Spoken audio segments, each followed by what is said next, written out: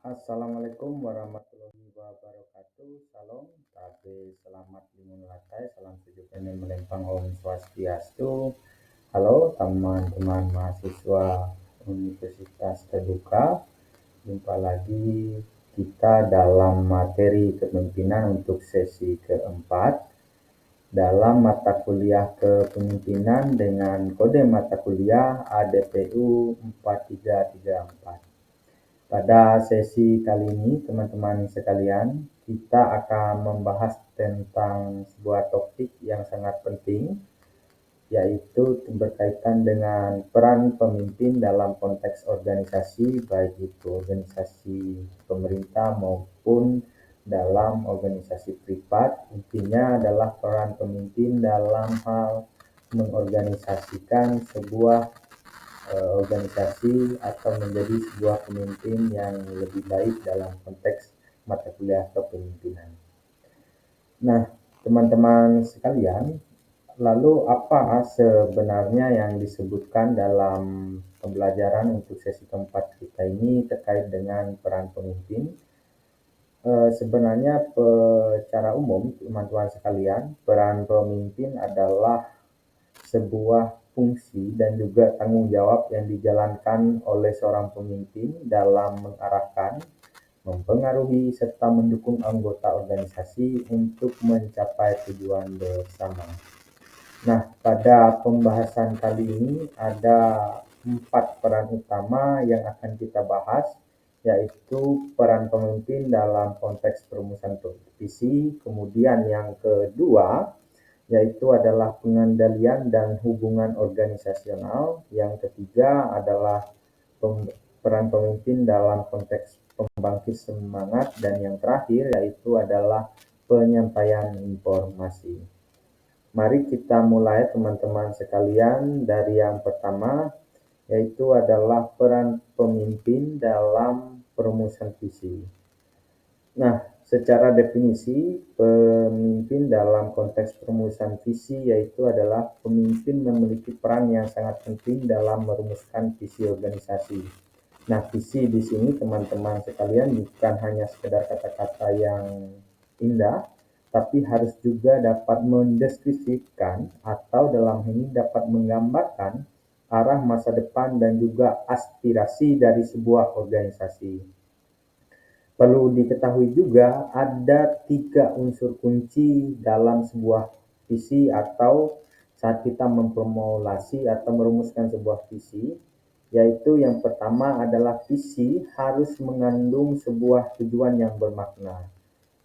Hal ini dimaksudkan agar sebuah organisasi yang kita pimpin tadi atau orang yang kita pimpin memiliki tujuan atau arah yang jelas, yang tujuannya adalah untuk memotivasi organisasi maupun orang yang di dalam organisasinya untuk mencapai sebuah tujuan yang mana organisasi tadi jalankan, teman-teman sekalian. Kemudian yang kedua adalah memiliki nilai-nilai yang kuat. Di sini dimaksudkan dia harus mencerminkan prinsip-prinsip dalam sebuah organisasi. Kemudian yang terakhir adalah memiliki gambaran atau deskripsi tentang masa depan. Di sini dimaksudkan adalah sebuah visi harus mengandung kondisi ideal yang ingin dicapai bersama, bukan dalam konteks individu. Nah, lalu bagaimana peran pemimpin di sini? Seorang pemimpin tentunya harus mampu menyusun dan juga menyampaikan visi secara inspiratif, serta juga pemimpin itu teman-teman harus menjadi agen perubahan yang memberi motivasi kepada seluruh anggota tim. Kemudian kita akan lanjut kepada peran yang kedua, yaitu pengendalian dan hubungan organisasional. Apa sih dalam konteks pengendalian dan hubungan organisasional? Selain tadi kita bahas yaitu peran pemimpin menjadi sebuah perumus visi, pemimpin itu juga bertugas menjaga keteraturan dalam organisasi. Nah, peran ini teman-teman meliputi pengendalian terhadap aset dan kinerja organisasi serta hubungan organisasional yang menciptakan suasana kerja yang sehat. Dalam hal pengendalian, pemimpin perlu memastikan bahwa setiap sumber daya yang digunakan tadi, baik itu secara efisien dan tentunya sesuatu yang diorganisir secara efisien tadi, tujuannya adalah untuk mencapai arah dari organisasi yang sudah ditetapkan tadi. Sementara dalam konteks menjalankan hubungan organisasional, pemimpin dalam hal ini tugasnya adalah membangun komunikasi yang efektif, menyelesaikan konflik yang bijak, dan juga menciptakan sinergi antar bagian dalam struktur di organisasinya. Nah, tujuannya tentunya adalah agar organisasi dapat bekerja sama dengan baik dan tentunya hal ini akan menciptakan efektif dan efisiennya sebuah organisasi tersebut. Kemudian kita melanjut kepada peran yang ketiga, yaitu peran pemimpin sebagai pembangkit semangat.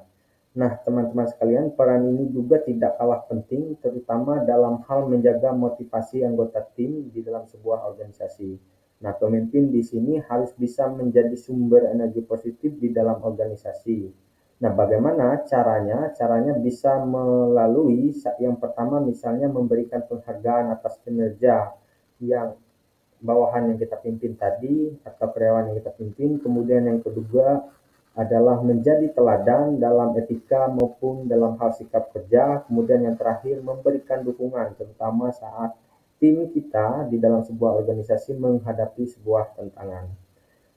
Nah, apa manfaatnya? Tentunya manfaatnya jika kita lakukan secara signifikan dan dilakukan dengan baik dan tepat, tentunya hal ini teman-teman sekalian akan menciptakan suasana kerja yang produktif serta juga memberikan semangat serta akan menumbuhkan loyalitas yang tinggi dari anggota tim terhadap organisasi yang kita pimpin. Nah, kemudian peran keempat yaitu adalah penyampaian informasi. Dalam penyampaian informasi, peran pemimpin di sini tentunya teman-teman kita sudah membahas 3 hal tadi dan penyampaian informasi ini sangat penting karena tentunya tidak lengkap tanpa kemampuan seorang pemimpin itu menyampaikan informasi secara efektif. Nah, pemimpin tentunya harus mampu menyampaikan keputusan, kebijakan, dan arahan organisasi dengan cara yang jelas atau informatif dan juga tepat, teman-teman. Nah, selain itu juga, pemimpin juga harus menjadi jembatan atau fasilitator komunikasi dua arah, yaitu antara manajemen dan anggota organisasi. Informasi juga harus disampaikan seorang pemimpin tadi, tentunya harus dengan akurat, tepat waktu, dan mudah dipahami sehingga dimengerti oleh anggota tim. Nah, tentunya ada pertanyaan mengapa hal ini penting. Nah, hal ini sangat penting teman-teman agar tidak terjadi kesalahpahaman antara anggota tim serta juga mampu mendorong partisipasi aktif dari semua pihak dalam sebuah organisasi sehingga partisipasi tadi dengan dia bertumbuh tentunya akan membuat organisasi tadi efektif dan efisien mencapai tujuan yang sudah disepakati bersama dari visi organisasi tersebut.